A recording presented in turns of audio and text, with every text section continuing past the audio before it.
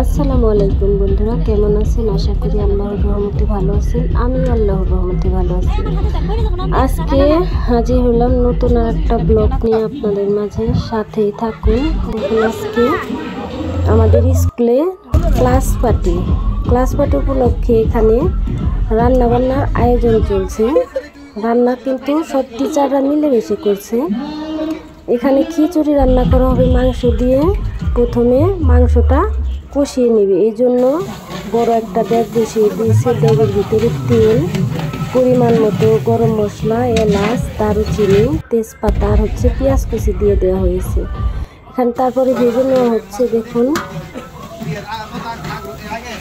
পেঁয়াজটা খুব ভালো করে ভেজে নেবে।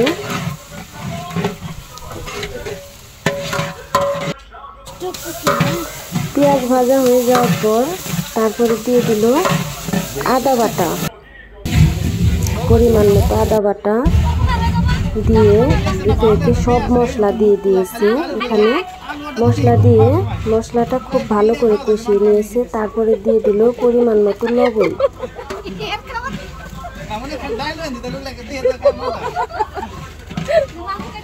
লবণ দিয়ে নেড়ে চেড়ে আর একটু কষিয়ে নেওয়ার পরে দিয়ে দিল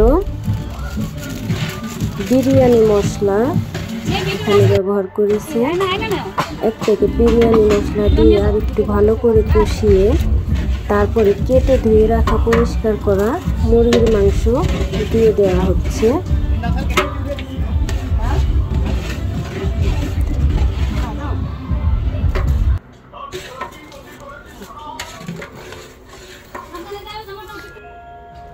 সবটুকু মাংস দিয়ে দেওয়া হয়ে গিয়েছে। এখন মাংসটা খুব ভালো মতন কষিয়ে নেবে।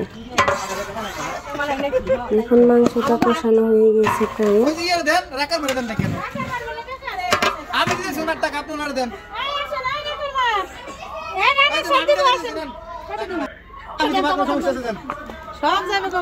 এদিক দিয়ে ম্যাডামরা আবার চলে এসেছে লটারি বিক্রি করতে। দেখুন, লটারি বিক্রি করে ম্যাডামরা চলে গেছে। এদিক দিয়ে মাংসটা কষানো হয়ে গিয়েছে। তারপরে খিচুড়ি রান্নার জন্য আর একটা বড় ডেক বসিয়ে দেওয়া হলো। তারপরে দিয়ে দিচ্ছে পরিমাণ মতো তেল।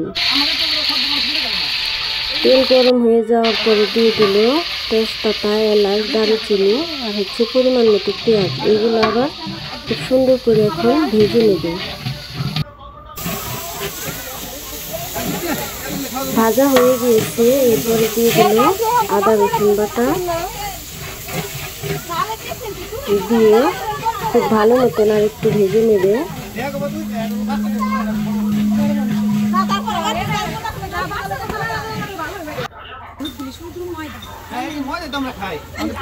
তারপরে দিয়ে দিল হলুদের গুঁড়া।